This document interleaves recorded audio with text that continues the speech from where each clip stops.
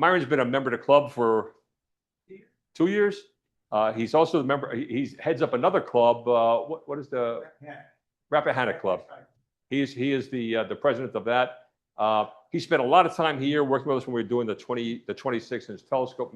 About a year and a half ago, we were doing some work there. He's a doctor. He's an optometrist in Culpeper. Oh, very cool. I was going to ask you about that.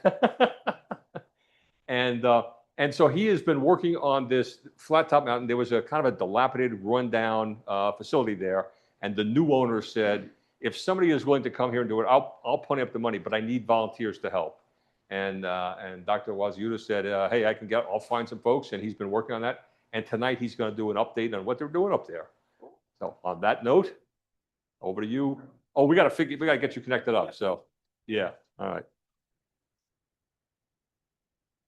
So while we're working on that, here's Dimitri. Yeah. So I was going to ask Carl tonight. Carl had a couple of words. He wanted to talk. Everybody here, how many people here know Carl Stein? Carl Stein, you know him?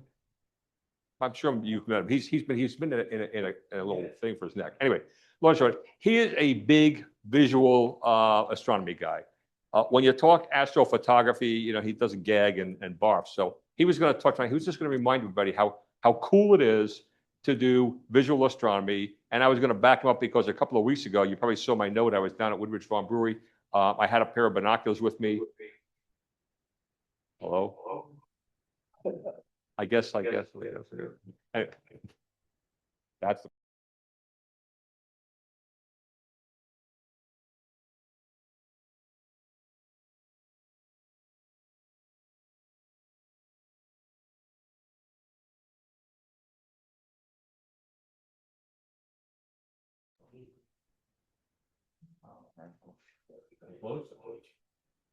all right. We're almost there. We're there. Oh, we're there. We're there. I think we'll need to your Mute screen sharing. I did. Oh, you did? But how do I get the echo? Yeah, that might be a good idea. So if we mute that.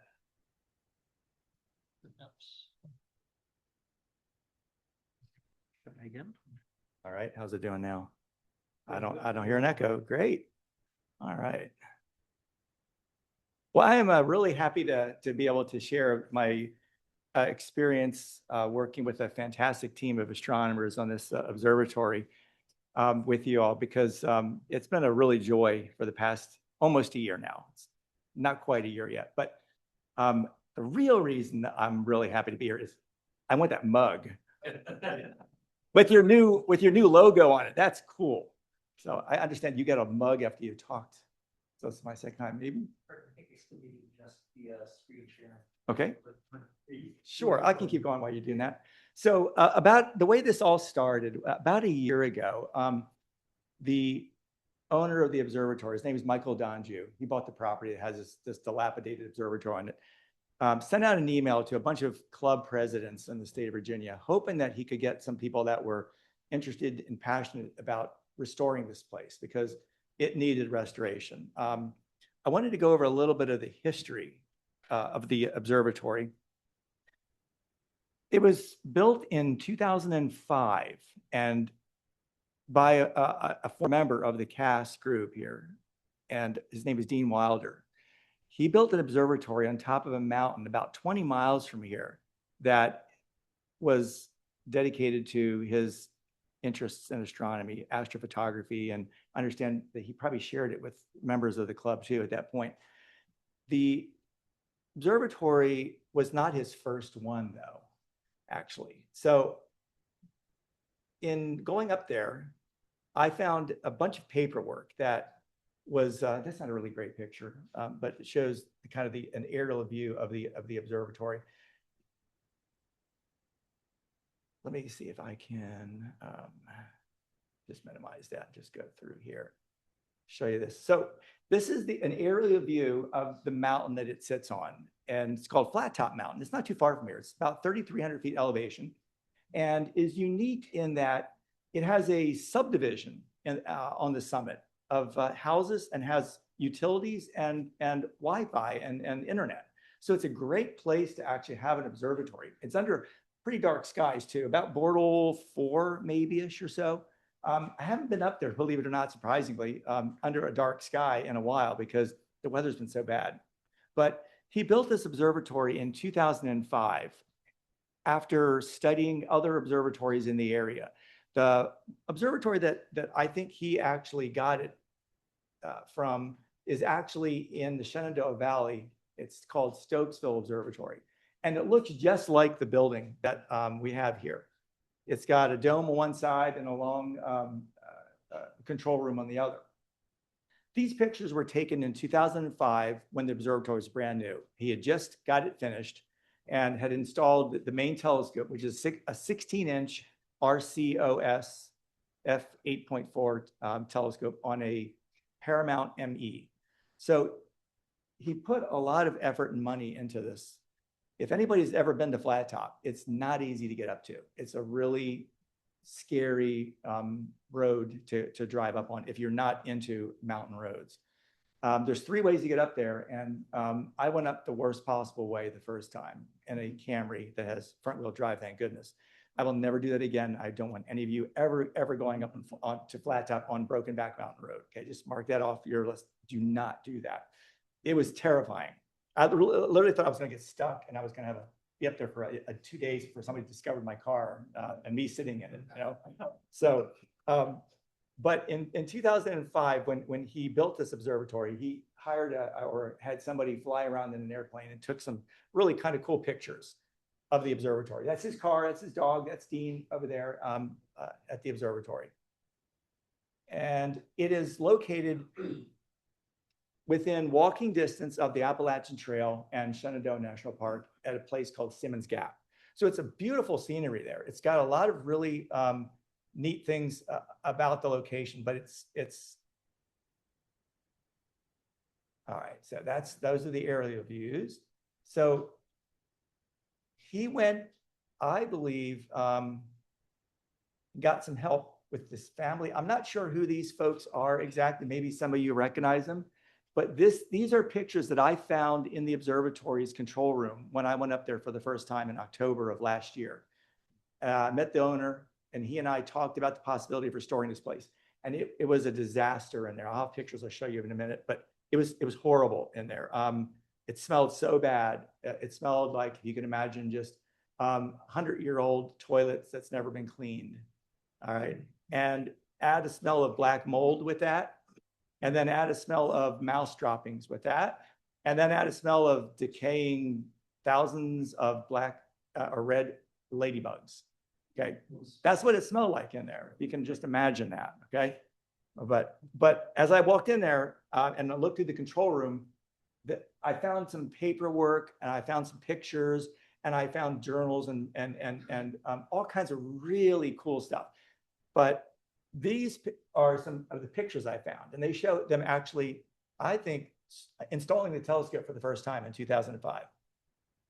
And that's the tube going on the mount there. And that's what the mount looked like and the telescope looked like when it was brand new. It's under a 15-foot fiberglass Technical Innovations dome, which weighs 650 pounds. Okay, keep that in mind when we get to a little bit later in the story here. So that's the installation, I believe. That is one of the first pictures I was able to find of what the place looked like when it was brand new. And it's a little bit different up there now in that a lot of the trees and the shrubs have grown up around that. So you don't have quite as extensive a view now as he did back then. However, we got about 90% of it back a few months ago when the owner did some clearing of the property. So we did get some of the views back. It's a gorgeous view up there. It's one of the most beautiful places I've been. The observatory is on the northeastern side of the mountain. And from it, you can see to the northwest to Massanutten Mountain, to the north and northeast along the Shenandoah Mountain and Appalachian Mountain chain. And the nearest mountain is seen here to the left, is very prominent from Ruckersville and from all around here. It's High Top.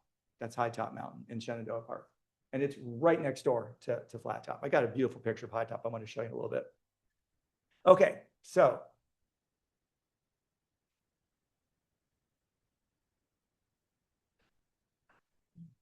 Dean Wilder's first observatory on the mountain was not that one. It was this one right here. And I'm not 100% sure about this. These are more pictures I found in the control room the first trip I went up there.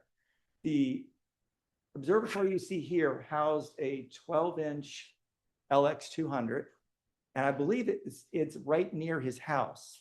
His home was up there on the mountain off of Woodcock Drive, and I've walked along that road that goes to his house. I've never been up to his house because it's now under different ownership. But that road that goes to his house has a couple of clear spots in it.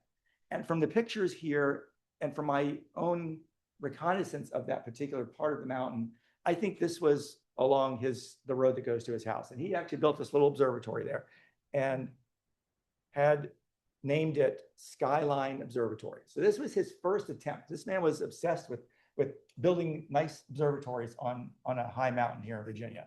So I believe that's Dean there in the white shirt. Is that correct? I'm sure some of you probably have known him. Yeah, I never met him.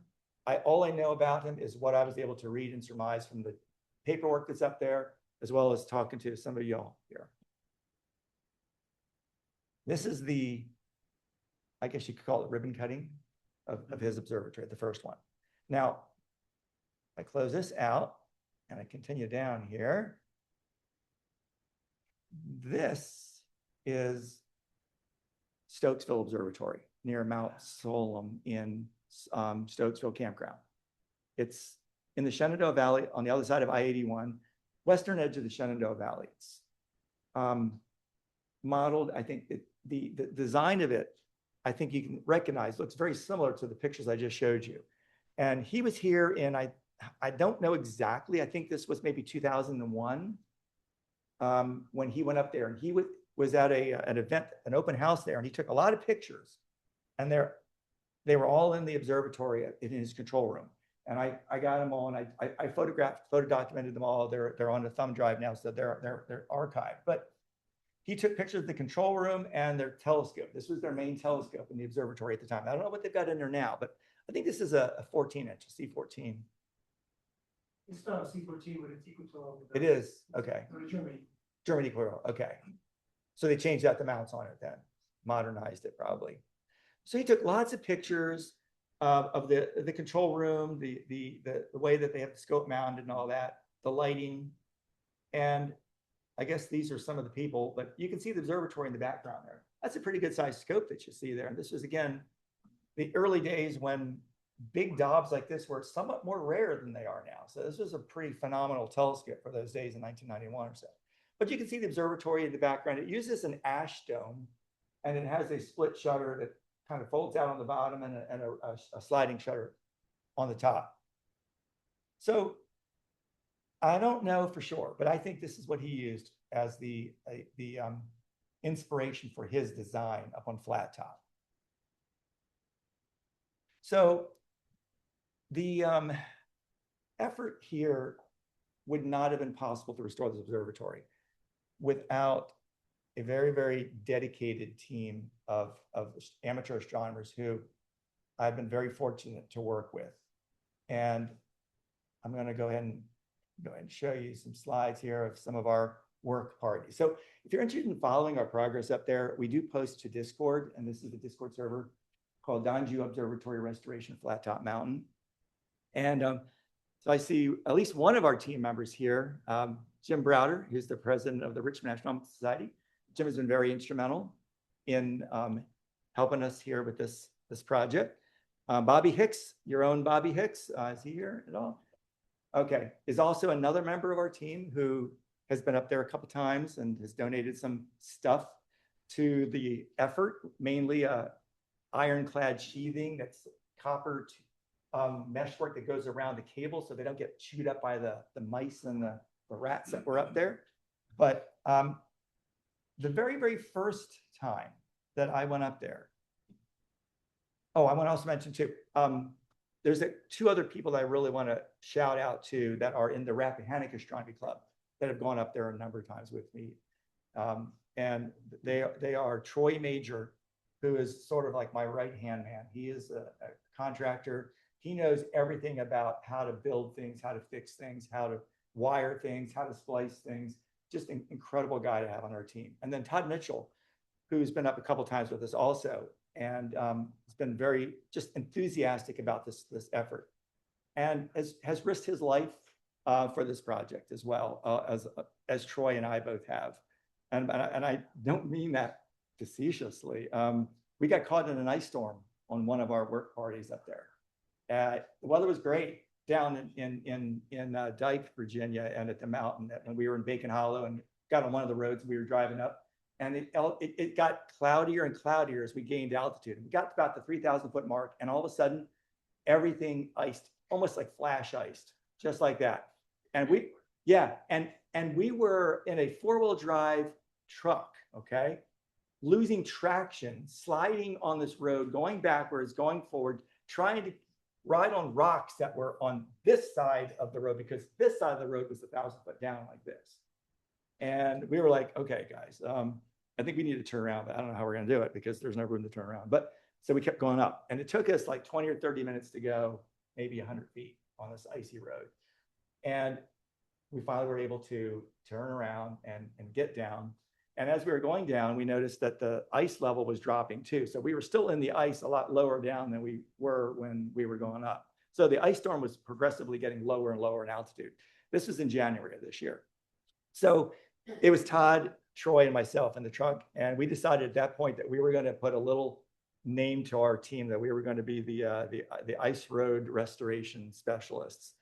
And I still have to make a t-shirt for that, but I'm going to. So if you guys are online, it's in the works at some point. So anyway, but that wasn't the first time that I saw this place. The first time I saw this place was in October of last year. And this is what it looked like. These are pictures I took when the observatory was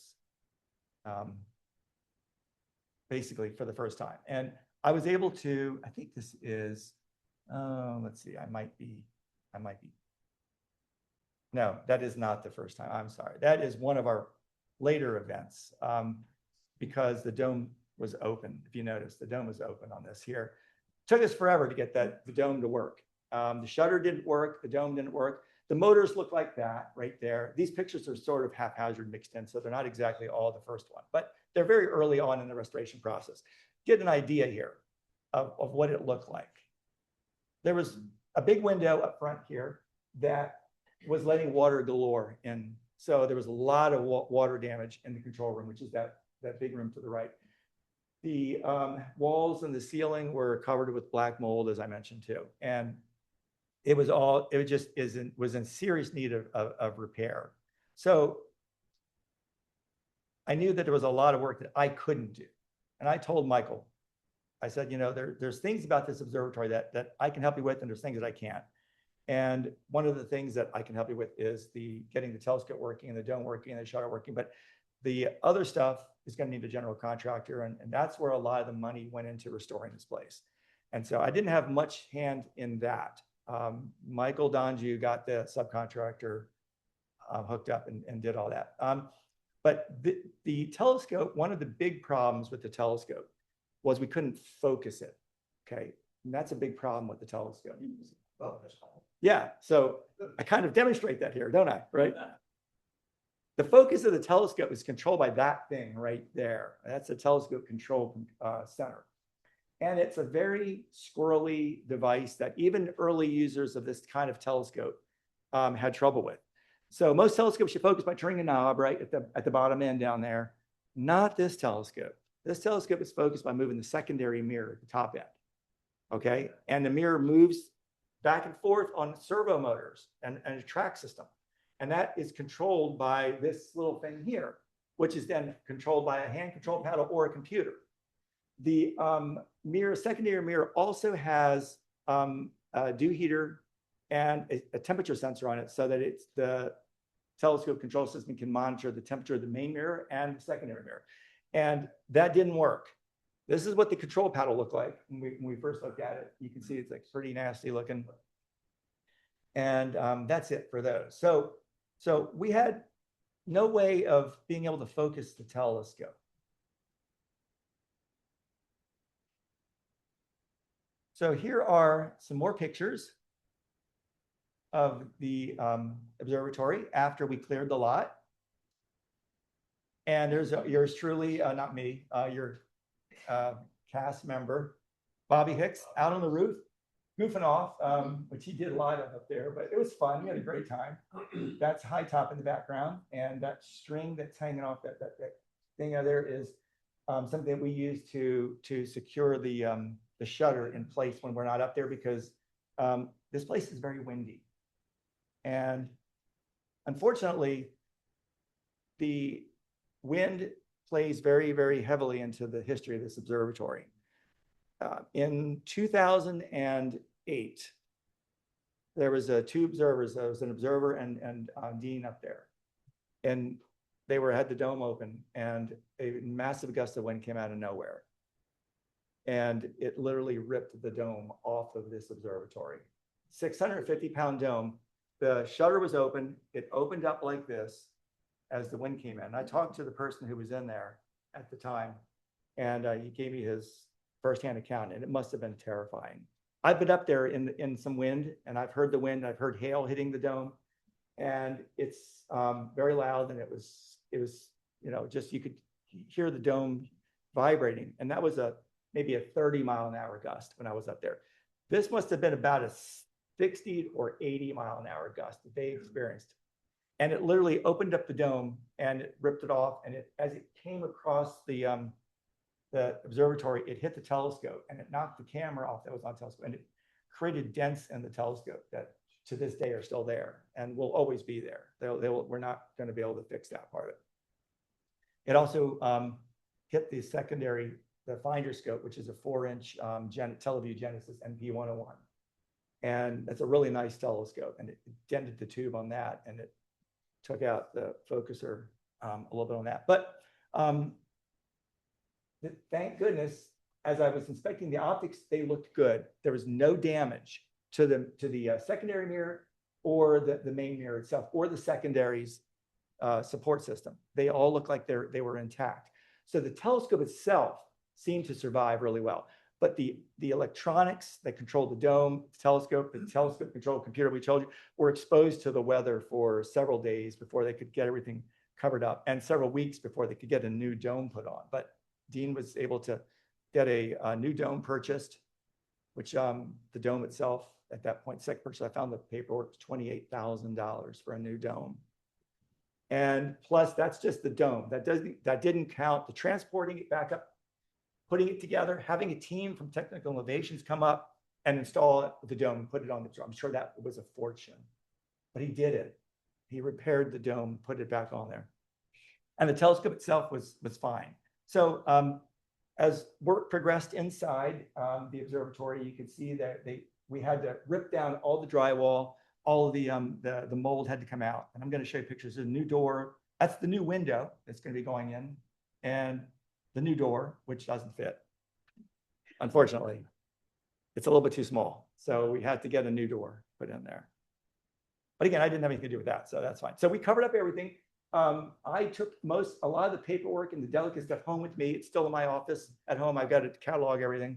But we covered up everything else so that the construction debris and dirt wouldn't hurt it. Okay, so moving along here. Just some pictures. That's high top on the morning. I spent the night up there on May 10th. This is the morning of May 11th. And it was cloudy all night long. I was hoping to get some star testing done, but nope, couldn't do it because the weather didn't cooperate. But I had a really beautiful sunrise and greeted by this deer in there. You can see them down here. They were, the ever-present animal life is amazing up there. There's bobcats, there's deer.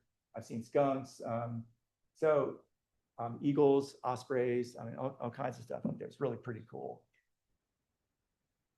But I wanted to show that picture with you because that was really pretty cool. Have you ever seen, probably a lot of you have, Whooping on Mountains, crepuscular rays going down? Isn't that cool? Yeah, yeah, yeah.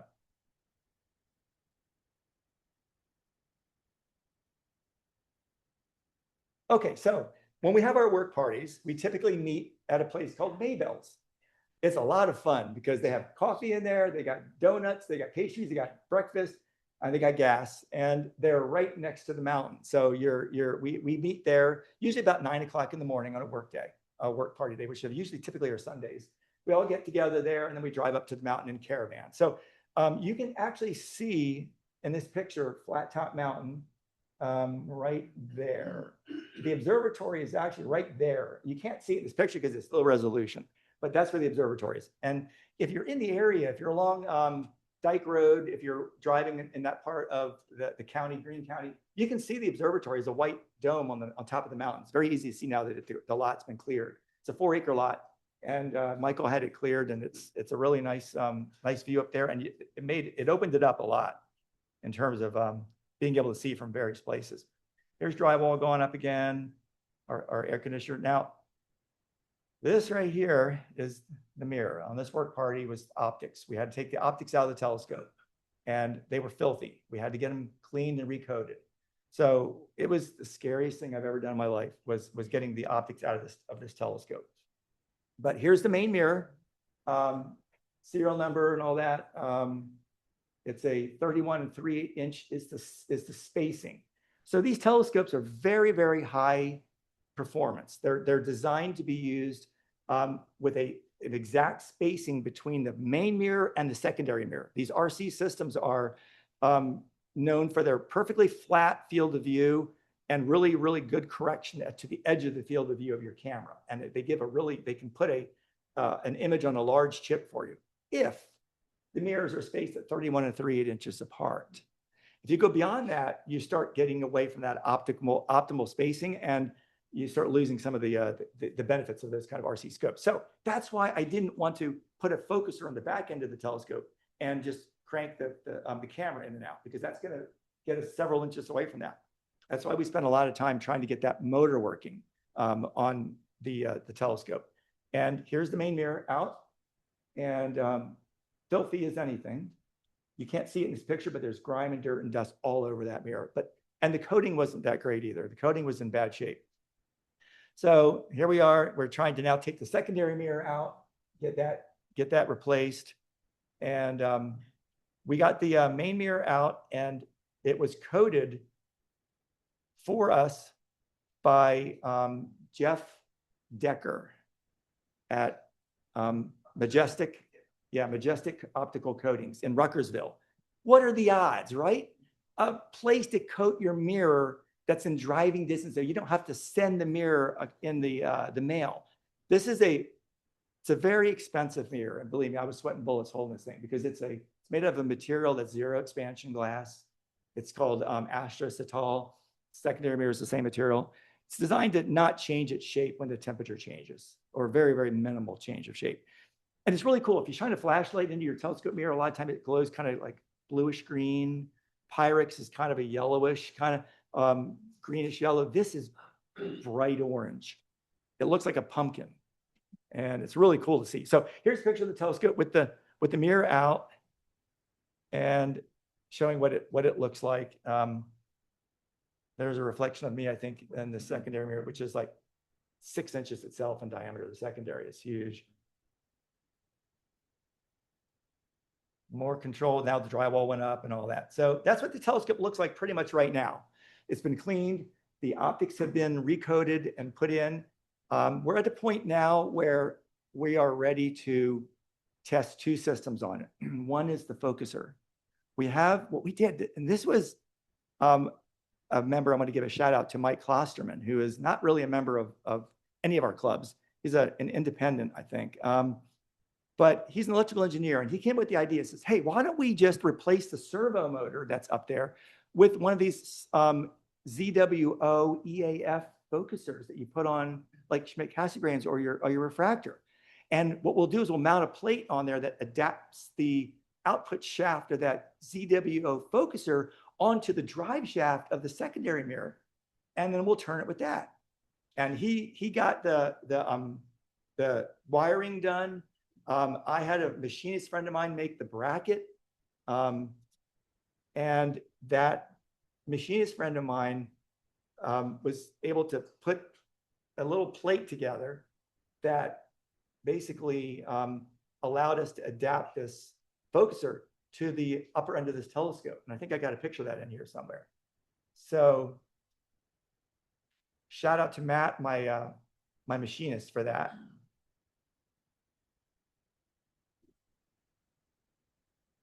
And here we are. More pictures. That's Troy. Here we are putting the telescope mirror back in.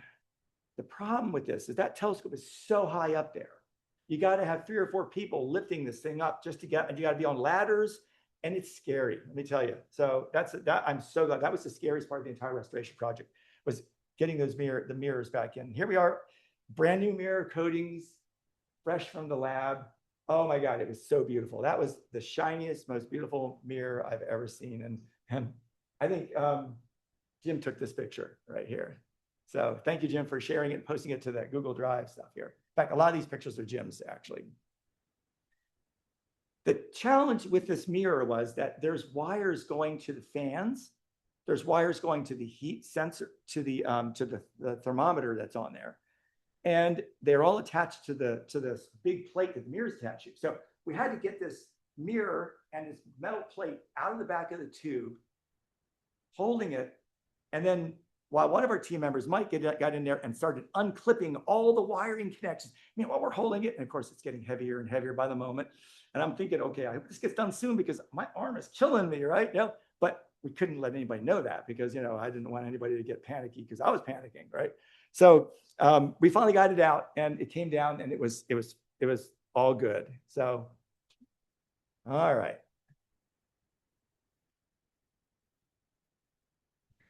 So here's our, oh, what happened here? Why is that blue? Let's see if I have another. Here's a picture that shows some of the wires I was talking about. And here's a picture that shows our improvisation.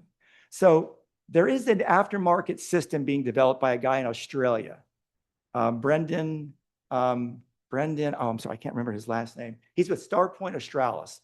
He's an amazing guy. He's like building all kinds of aftermarket stuff for telescopes that are no longer supported. And the RCOS telescopes are no longer supported. They're old.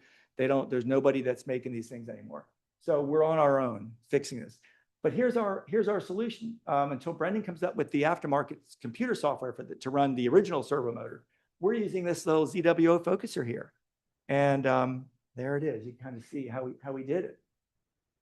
We don't know if it'll work yet because we haven't tested it hooked up to the computer that runs the observatory. I've got it on this laptop here, the software on this laptop. This is the laptop that runs the telescope, the observatory. So we know it works in his shop. He powered it with 12 volts, plus and minus. It moved. It did its thing.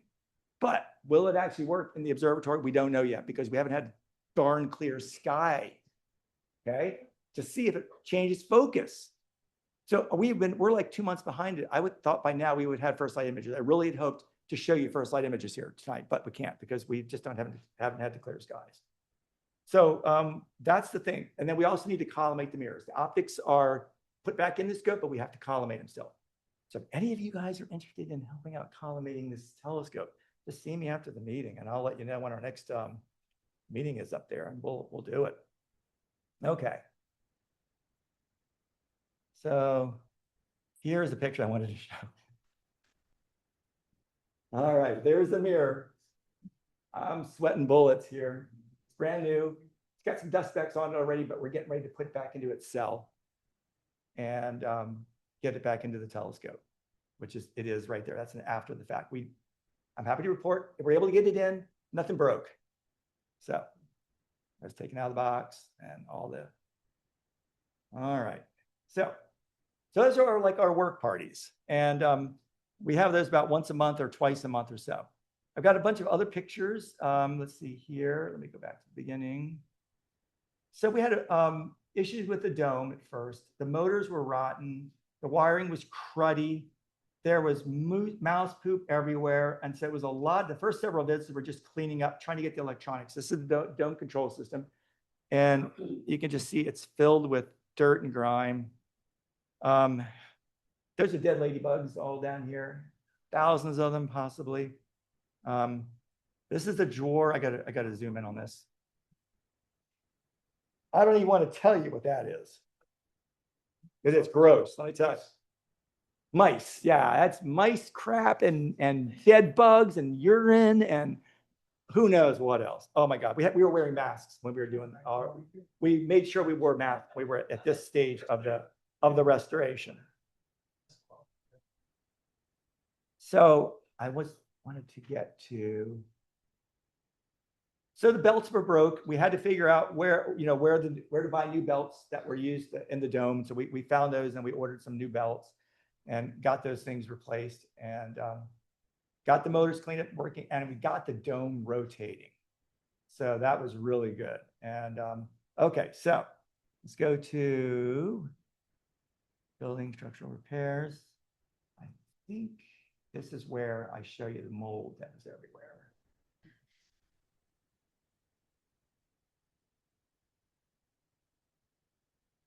Yeah, I think this is it.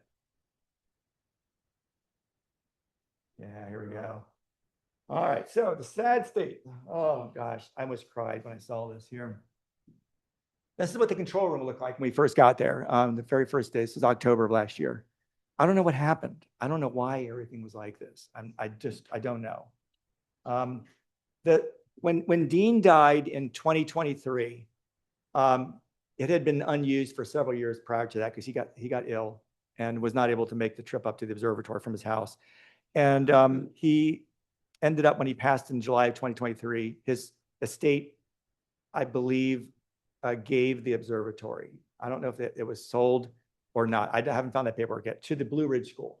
The Blue Ridge School is at the bottom of Flattop Mountain, right off Dyke Road, or actually off of Bacon Hollow Road up there. And they kept it for a year and a half, decided there was nothing they could do about it. It was just too hard to get up to the top of the mountain. It was too complicated. Equipment was too expensive to fix and repair. So they ended up selling it, and they sold it to the current owner, Michael Dongieux, and he bought it. But he doesn't, this is what one of his first times seeing it was with me up there in October when I met him. And we don't know. We don't know what happened. Here's the black mold. It's in the main entrance. That's the main entrance to the observatory down here. The door, this is the hallway that goes in, and look at that. There's this water damage and black mold everywhere in there in this picture. And more examples, black mold everywhere. It was horrible. This is the control room. We got power restored. And once we got power restored, it made it a little bit easier to work in there. But again, just water damage everywhere. You can see the windows got condensation on it. But the wiring, it was grossly intact. We had an electrician come out and look at everything, nothing unsafe with the wiring. So we were really, really lucky with that. It has a toilet.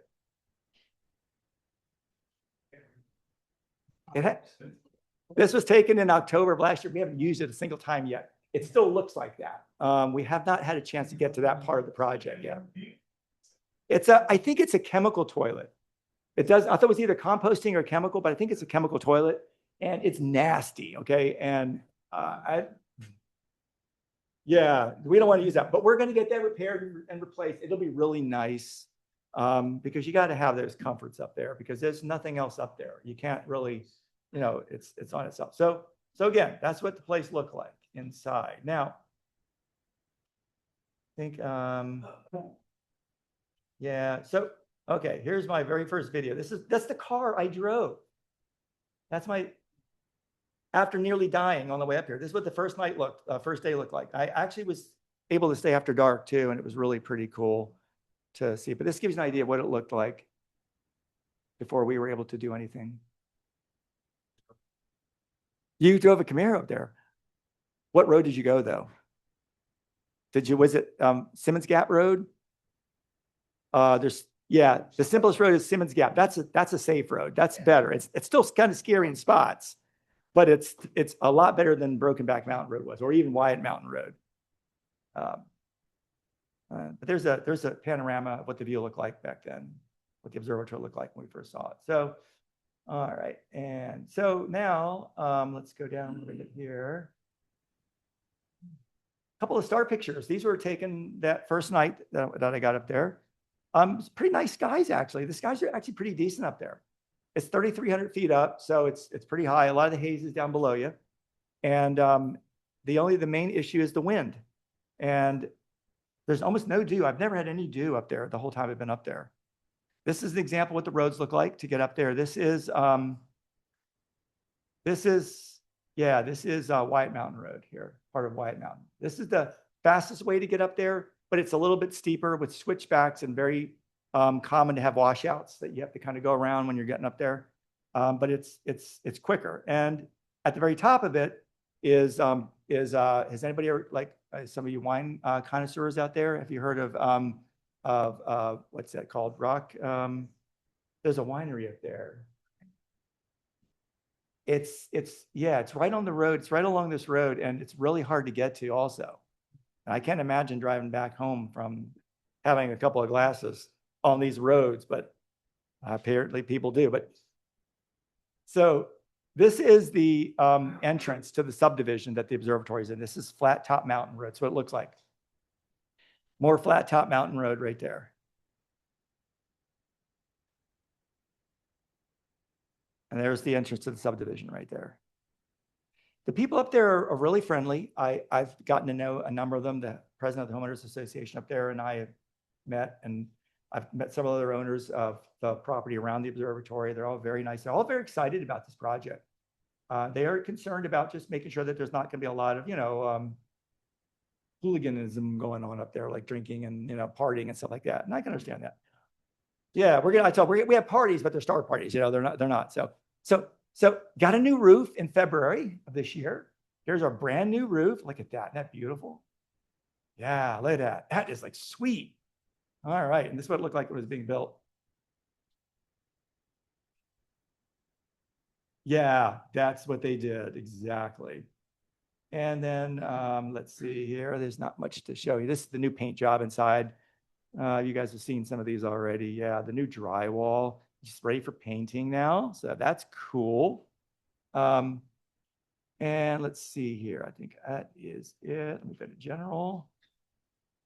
And let's just show you some things here. These are cool. Go to the beginning here. Again, more views of the road. If you're ever wanting to know what the roads look like, if you want to know what you're getting into, just watch those videos. They're up there. Trying to get to the beginning of this one here. Why does it keep going down like that? Can you tell us about the lightning protection you have? Yes. So the purpose of this, the Landowners Association, Flattop Landowners Association, is who is on top of that mountain. That's Flattop Mountain. That's what it looks like if you're like driving along Dyke Road. The observatory itself, you can kind of see, is right there, a little white dot. And they are very eco-minded residents. They want to keep the sky dark. They want to keep the mountain pristine as possible. They don't allow bright lights like street lights. Everything's got to be full cutoff shielding up there. So it's very nice. It's very dark up there. If you are driving home after a night of observing, it's very dark. And it's, again, the roads are not the best roads to be driving in the dark because it is so dark. So to just give you a few other views. This is a view from a Flattop Mountain from Maybell's, the parking lot at Maybell's. And more views of the road going up there. I showed those to you already, so I'll just scan through those real quick here. Yes. Measures for keeping dome on next time you get a big. Good question. Yes. I'm going to get to that here. In fact, this picture might show our. No, it doesn't. Oh, okay. So let me show you this picture. So what happened in 2008 was this part of the dome right here. The wind blew in, and the base ring of the dome right here was expanded open. So the shutter opening, the slit widened, and it broke this clasp down here that is designed to keep the base of the dome from expanding to a larger diameter. But it didn't work. On this wind day, the dome ring snapped down here, the shutter gap opened, and the diameter of the dome then exceeded the diameter of the support ring, and it literally came down at an angle. The wind caught it like an anemometer, and boom, it just flew right off the top of the observatory. So what we did is we installed a brace, a threaded rod that goes from here to here at the base of the shutter, so that it cannot open up now. It will not increase the diameter anymore. So we're thinking that should solve the problem, but nonetheless, we're not going to be operating this when the winds are really high. I think the owner of the company that made the dome would not commit when I asked him point blank, what kind of winds can we stand with the dome open? He goes, well, we're rated for 110 miles an hour with it closed. So that's great because they've had 85-mile-an-hour winds up here. I monitor the weather stations up here in this mountain. But what about when it's open, sir? Well, we don't really say anything about that. We've had customers say that, blah, but they won't give me a number. So I don't know. I have to decide what the maximum wind allowable speed is up there with the dome operating. It's torn between two things. You want to operate, you want to observe, but you don't want to. So, You set a rule. yes, well, that's what we're going to do. I think it's 25 miles an hour, maybe something like that. And it'll have to shut down. And we'll have software that will do that for us when we get to the next stage. Right now, I'm sorry? Yeah, so we're going to have a weather station up there. That one is going to be replaced. We're going to have a weather station that monitors the weather in real time that will talk to a control system that will close the shutter and rotate the dome back to home position if the wind exceeds a certain level. We haven't gotten there yet, though, because we're still in phase one. Phase one is get the thing working so that you're standing there and you can observe and you can focus the telescope, right? That's going to be done hopefully within the next month or two. With this, we'll have an open house. You'll all be invited, and we'll be able to observe in person. Then I'm thinking the next phase starts, which is phase two, which is getting it operating remotely. So what's the purpose of this? Why are we doing all this? That's something that really begs to be answered. And why am I putting so much effort and time into this? This is the trail that goes to the Appalachian Trail from the observatory. It's really pretty cool. Beautiful, beautiful scenery there. So there's Massanutten Mountain from near the observatory. There's High Top. So why are we doing this? Michael, the new owner of the observatory, and myself, as well as the members of my team that are doing this, have a vision. We want to bring this observatory, this fine telescope, back into service to serve the amateur astronomy community of Virginia, of our region. We want you all to be able to use this telescope. We want you to be able to do astrophotography with this telescope. We want you to be able to eventually maybe use it remotely when we get to that point. We want you to be able to engage in real science. If you are somebody that loves to do photometry, or you love to make animations of things that are occurring in the sky, this is a great telescope for that. I saw an animation yesterday that's phenomenal. It was made by Adam Block. Some of you may know him. He runs an observatory out in Tucson. He used a 24-inch telescope 17 years ago to photograph a protoplanetary disk in the Trifid Nebula. Herbig-Haro object 339, I think it is, something like that. It's a protoplanetary disk. It's got these bipolar jets coming out. All right. And you can see the jet as a straight line. And then going out further in the nebula, you still see the pink nebula. You see these kind of curved shock fronts that are really low contrast, but they're definitely there. He took pictures of those in 2017 with an RC scope, just like the one we have, but it's a 24-inch.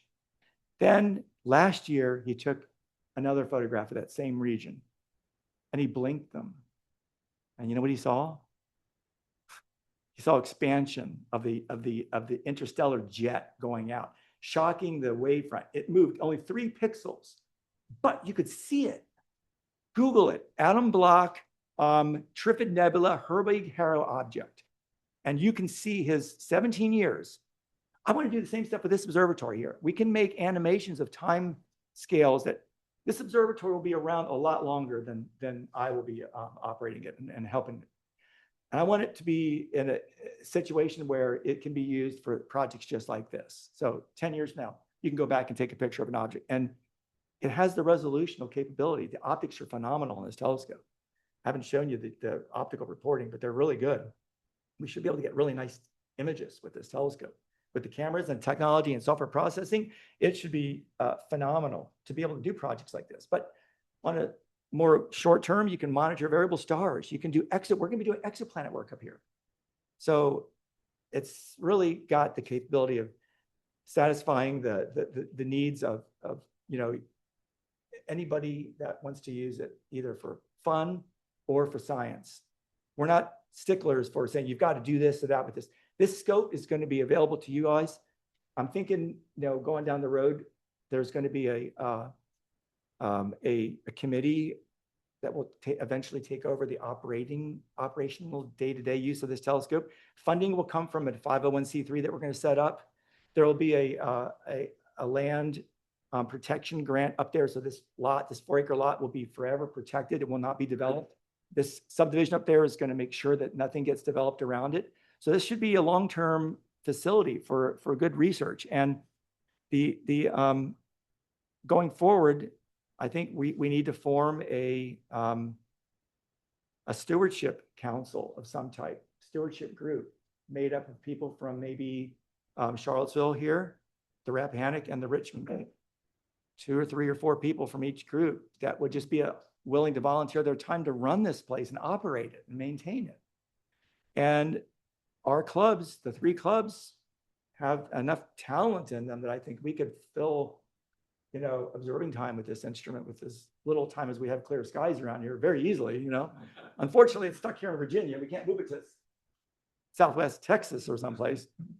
But there's also the possibility of hosting other telescopes up here. So if anybody wants to talk about maybe hosting a remote telescope, Michael Dongieux and the Flattop Landers Association is really excited about having a telescope observing complex on this lot up there.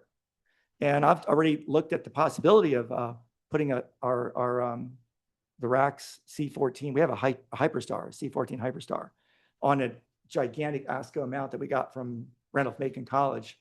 That's another project I've been restoring. And we're thinking about putting that up here. But another wrench came into this situation, and that is we might have a spot for it out in Texas at Starfront. I don't know if you all know about Starfront observatories. They're a remote hosting facility where they have big roll-off roof observatories, and they move open and close. And and there's like 750 telescopes already out there, and they're like, I think they got 9 or 10 of these big observatories, and that roll-off roof goes off every night, and it closes in the morning. And you can put your scope out there, rent a pier on the monthly basis, starts at $99 a month, and you can have access to really, really Bortle 1 world-class skies. I'm thinking maybe the C14 will go out there. I don't know. It just our spot would be $399 a month. So we've got a few people that are willing to chip in for that each month that maybe will help out with this project. But that doesn't mean that another scope can't go up here. Sea stars, I guess. So Myron, what is the business case for Michael? What is He is so he would like to recoup some money from this. Obviously, he's put in tens of thousands of dollars already in this. My team has put in over 100 hours, 100 plus man hours already in this. Getting up there and back is no easy task. Lots of gas, lots of time. Why are we doing this, and what do we want out of it? Believe it or not, he's an entrepreneur. He has a B&B business. I think he's got a software company. I'm not sure exactly what he does there, but he's not really looking to make a lot of money off of this. He would like to recoup some of his expenses by possibly charging his B&B residents an extra fee for an astronomy package experience, astronomy experience that stays at he's got a cabin up there also. And we would like just some of us to come up there and run the program for him. So show the guests the sky, show them views through the telescope. We have other telescopes that we can use up there too that can be used for sort of like what we do at Big Meadows. And we would be giving his guests this astronomy experience that they've paid for. So that's going to help one way. Maybe it'll draw more people into his B&B.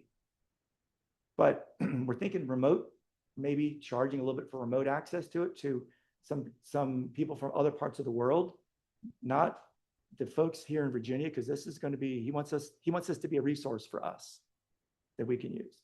But for like people in Australia or Europe or whatever, but realistically, that's not going to generate a lot of money. It just doesn't. So he knows it's more about the legacy This is going to be his legacy. It's named Dongieux Observatory. It's named after him.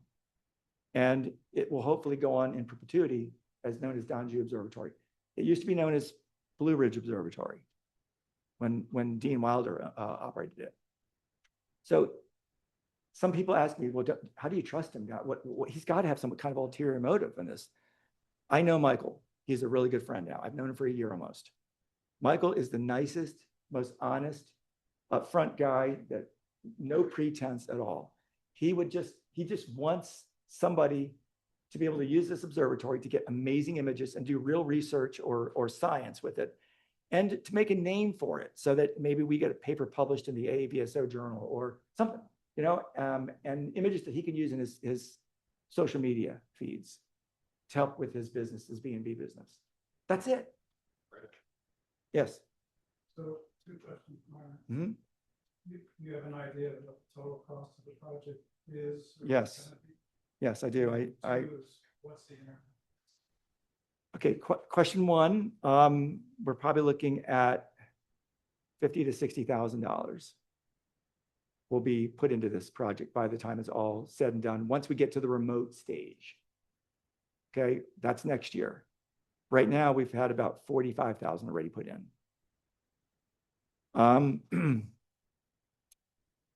And the other question was? What's the internet? Beautiful. It's beautiful. So that's why the Flattop Mountain Homeowners Association, Landers Association, we have high-speed internet. We use Firefly up there. Yeah, Firefly. And so we have high-speed internet.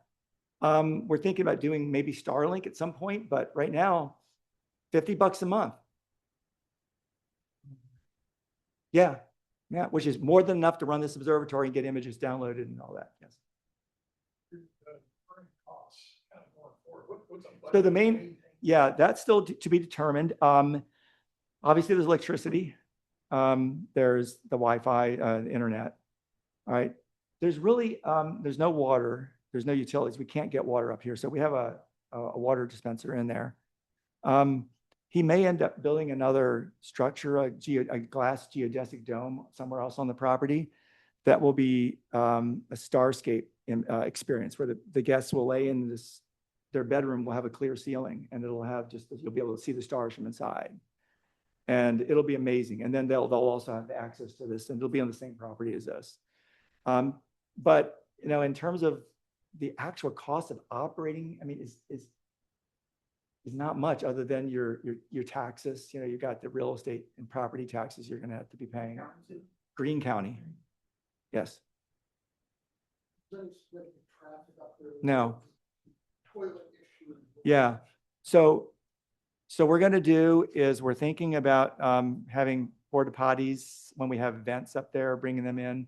The amenities committee of the Fox or of the it's my subdivision of the Flattop, they are very interested in getting a food truck up there so that we can actually have food during our events, like when we have our open house. How do you get a food truck up? She goes, oh, we've had semi 18-wheelers up here. So, you know, yeah, maybe that. But yeah, so that's the thing. We want to make it, our goal is, I fully understand getting up there is not going to be easy. It's never going to be easy because the roads will never get paved, at least in the foreseeable future. So you're going to be dealing with switchbacks, narrow roads, rock, washouts, you know, and if you're faint of heart of driving on mountain roads, you don't want to drive this on your own. You just want to, you know, have somebody else drive you. But the best way to go is Simmons Gap Road. That is it's actually fairly tame. After you've been up on Wyatt Mountain Road and you've been on Broken Back Mountain Road, Simmons Gap Road is like a piece of cake, but it's still longer. It's 30 minutes. When you get to the very beginning of Simmons Gap Road, you're riding for 30 minutes on gravel roads to get to the top. So it's not an easy thing. So star parties up there, when we have our open houses, I would suggest caravanning, getting vehicles that you can pack a bunch of club members in. The control room is going to have a refrigerator, a microwave, a bed, fold-out futon. We can put sleeping bags down, so your guys are welcome to stay the night in the control room. It's going to be climate controlled in there. We might even add on at some point, he's talking about maybe doing a dormitory type of thing where people could stay, another room where there's just beds, that you could sleep in for visiting astronomers. So it's going to have the amenities, but it'll never be easy to get to. Was there a question? Yes. Do any of you guys in your group have own RC scopes or calling your own RCs? So, yes. Ones with moving secondaries? No, not with Did moving. you have any kind of reference marks or indexing when you were moving? Yes. Yeah. So the secondary mirror only goes in one way. Okay. So that's fixed. The primary mirror can rotate in its cell, and it only goes in one way when it drops in. So it drops in on that assembly, and there's a rotation mark that we put on the mirror and on the cell. So we got it back in at exactly the same spot. The mirror is locked in place. The main mirror does not move. When that thing goes in there and it tightens in, you tighten that clamp ring down, and there's 3 set screws that go in. That mirror is now fixed. It does not move. So collimation of the scope is purely on the secondary side. There's 3 sets of push-pull screws on the secondary mirror that we're going to have to collimate to get that mirror to aim, that secondary mirror to aim straight down. We'll use a laser collimator for that, and it should be fairly decent. I have a 10-inch RC scope that I use in my remote observatory in Spotsy County, so that I collimate that. I'm familiar with a lot of the operations of remote telescopes, and that's, I think, why I felt like I actually might be able to take on this project, because I've been working since 2016 on my remote telescopes in the backyard. And I had the blessing of my wife to do this because it's a lot of time. Jim knows Richmond's a long way from here. Yes. Yes. Your solution It's genius. I know. I didn't think of it. Mike Clausen thought of that. Yeah. Mhm. Logic for moving the secondary. So- Because you're saying that which one is an optimum separation. Yes. between primary and Right. secondary. So why not just leave it at that optimum distance and have some kind of- So because the way these scopes are made, this is actually a research professional grade telescope. It's not an amateur telescope. This is a real telescope that professional astronomers would use. And what they want is they have something called back focus. So they have equipment that has large sensors on it that they put at a fixed distance behind the telescope, the back end of the telescope. And so they have hardware that holds it there. And so they have to optically correct the mirrors for a certain back focus distance. And so you don't want to be moving that part of it, because if that 1 inch of distance in or out at the back focus is a lot more damage than maybe 3 or 4 millimeters of the secondary mirror moving, which will move that distance much more. There's that amplification factor there. So that's how they do it on these professional scopes. I don't think all professional scopes do it that way, but that's how the RCOS scopes do it. And everything is fixed. The mirrors don't move. They're bolted in like tanks. So your telescope doesn't have any mirror flexure, no flop. The optics are just basically locked in place, which is what you want with these scopes, because their pointing is extremely accurate. This mount can point within sub-arc second accuracy. And it has the ability to track using differential right ascension and declination, so that you can track objects in the sky that are like asteroids or comets. And you just program the ephemerides into the mount control computer, the software, and it'll move the mount in a way that the stars trail, but the object is a point. Is there a separate guide camera?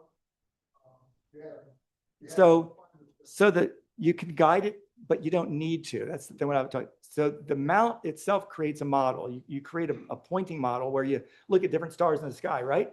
And the software takes a pointing model, and it takes into account the flexure, the atmospheric refraction, all that. And then it is able to, depending on where you're pointing, calculate the tracking in right ascension and declination that you need to do to keep that star with sub-arc second accuracy on the chip. So you don't need to guide this thing. And but it does have a guide scope on there, or actually not a guide scope, it's another imaging scope, the NP101, which has got to go back to New Jersey because it's a mess inside. There's mold and mildew in there, and the flocking's coming off. So you mentioned that, these research scopes have big sensors on, what sensors, if any, is this thing? So we're going to put let's see, it's a QHY 367 Pro. It's a full frame. Yeah, it's going to be a full frame CCD sensor on there, and it's going to have, it'll be a monochrome camera. It'll have filter wheels with the photometric, Johnson Cousins photometric filters, B, V, and R probably. We're going to have narrowband filters on there too, and sulfur, oxygen, hydrogen, H2, H alpha. So we can do tricolor if you want with the RGB pseudo, the Johnson Cousins ones, which is not really RGB, but it's close enough. But you can do narrowband also. We're going to have that up there, but that's again, we haven't got that equipment yet. We need to still equip it. If you guys have any ideas about what kind of equipment, what kind of projects this scope could be suitable for, and you have suggestions on equipment, let us know, because we haven't bought any of that stuff yet. So, All right. One more question? One more question? yes. History. So do you know when it was built? 2005? 2005. So it was built in 2005. The dome blew off in 2008. Yeah. So then since 2008, it's been operational up there until about 2021, maybe.